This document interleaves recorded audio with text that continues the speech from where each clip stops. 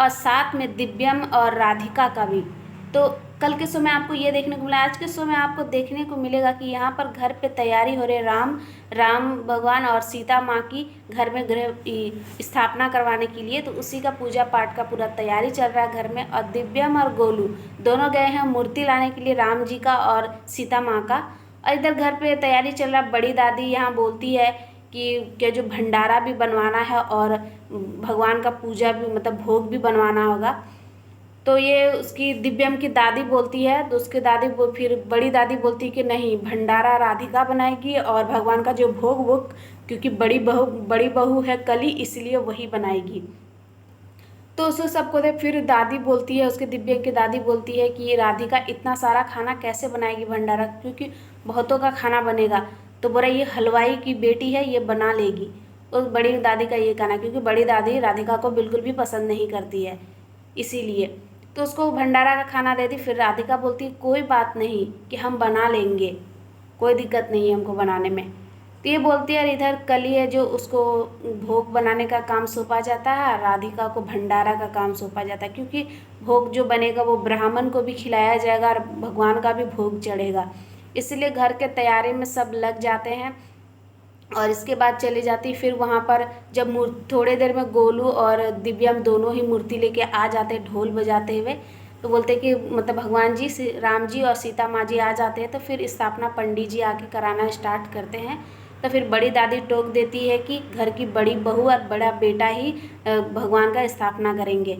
तो फिर बोलती है फिर वो लोग दिव्यम और राधिका पीछे हट जाती है। फिर कली और गोलू दोनों लेता है। फिर जैसे स्थापना करने के लिए आगे बढ़ते हैं, उसके बाद अचानक से कली का पैर में एक चूहा आ जाता है। तो कली का हाथ से अचानक से राम जी और सीता जी छूट जाते हैं। तो फिर आके दिव्यम और राधिका उसको संभाल लेते हैं फिर दोनों के हाथ में। तो फिर बड़ी दादी फिर बोलती है कि ये तो कली और गोलू को करना चाहिए था। तो पंडित जी बोलता है कि शायद भगवान को यही मंजूर है, यही दोनों जोड़ा का हाथ से ही स्थापना चाहते हैं। तो स्थापना होने के बाद फिर पंडित जी लोग सब पूजा पाठ वहाँ पर करना स्टार्ट कर देते हैं। फिर वहाँ पर बोलते हैं कि अब राम जी का पाठ मतलब होगा। तो वो इस चीज़ के लिए बोलते हैं ये दोनों जोड़ा ही करेंगे। तो फिर जो सुजाता है मतलब राधिका की जो सास है वो बोलती है कि राधिका तुम इधर आओ। फिर आते तुम हमेशा डांट खाने वाला काम क्यों करती है, तुमको बोले ना कि भंडारा में जाके खाना बना, अपना काम पे लगो। तो फिर उसे वहाँ से भेज देती है। और वहाँ जो मेहमान आए हुए रहते हैं उसके घर पे बहुत सारा, वो लोग बोलते हैं कि कैसी बहू सुजीता ढूंढी, मुझे लगा कि हम लोगों के लिए क्या अच्छा खाक ढूंढेगी, ये अपना बहुत गोल मटोल ले आई है। तो ऐसे बोलते हुए फिर जो राधिका की जो सास है उसको बुलाती है, बोलती है कि एक बात बोलेंगे, आपका बेटा में कोई खोट है जो आप ऐसे बहू मतलब गोल मटोल सा लेके आए हैं। तो वो बोलती है कि आपका बेटा में भी कोई खोट था जो आप रुचिता जैसा चश्मी सा सांवला लड़की लेके आए हैं। तो ऐसे करके बोलती है। तो बोलती हाँ, हम दोनों का तकदीर बहुत ही ख़राब था, जो हम लोग इस तरह जो लड़कियां होती है ना वो बहुत ही होशियार होती है, वो अपना अच्छाई से ना पूरी तरह से पति को अपना कब्जा में कर लेती है। ये बोलती बोलती मेरा तो हो गया, निकल गया, क्योंकि रुचिता तो अब रही नहीं मन सुंदर में। तो उसी का बेटी भी वहाँ पर आई हुई थी, उनका सास भी उसी शो में। इसके बाद वहाँ पर ये बोलती है, तो बोलती है कि लड़की लोग जो अच्छी होती है ना, ये लोग आएगी तो डोली में पर निकलेगी अर्थी में।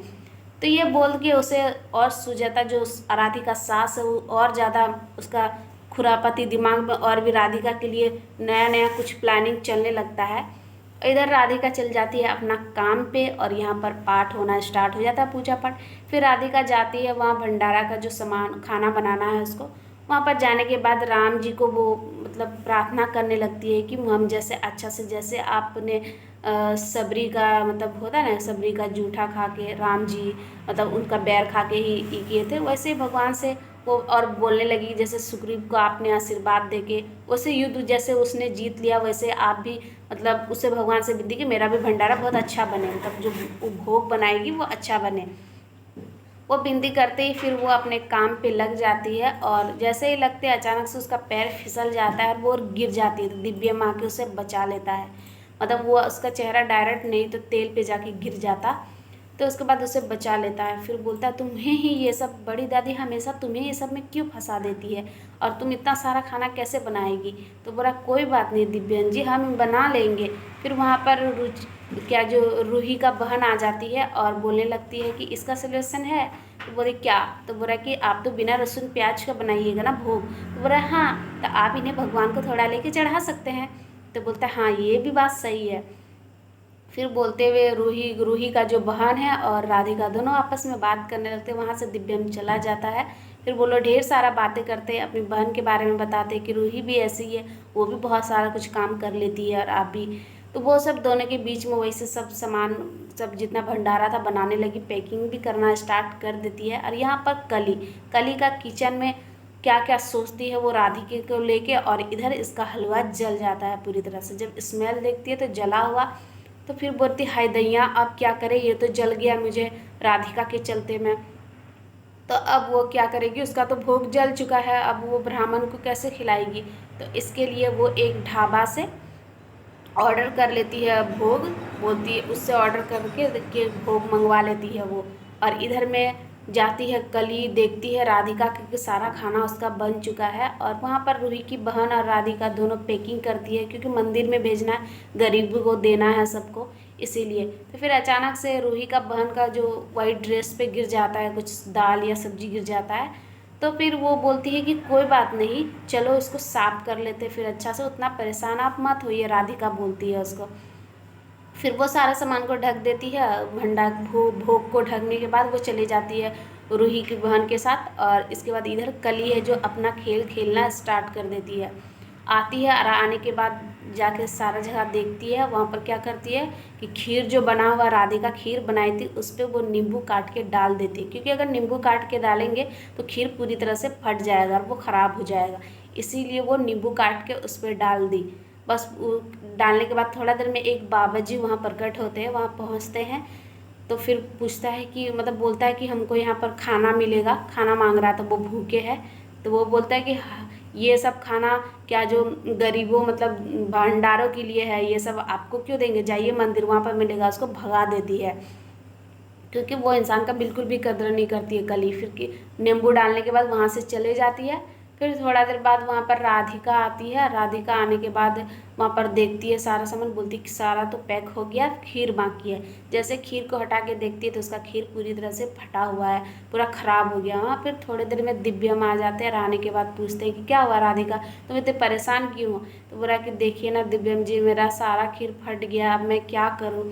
तो फिर दिव्यन उसे समझाते हैं कि तुम्हारे पिताजी के साथ अगर ऐसा होता है तो तुम्हारे पिताजी क्या करते हैं। तो फिर उसको अचानक से आइडिया आ गया, बोले हाँ मैं इसका मीठा खावा बना दूंगी। तो बोला कि हाँ चलो, मैं नौकर से बहुत सारा सामान मंगवा लेती, जो जो ज़रूरत है मार्केट से मंगवा लेते थे, और आप बना लीजिए। तो फिर वो दिव्यम बोलते ही चला जाता है।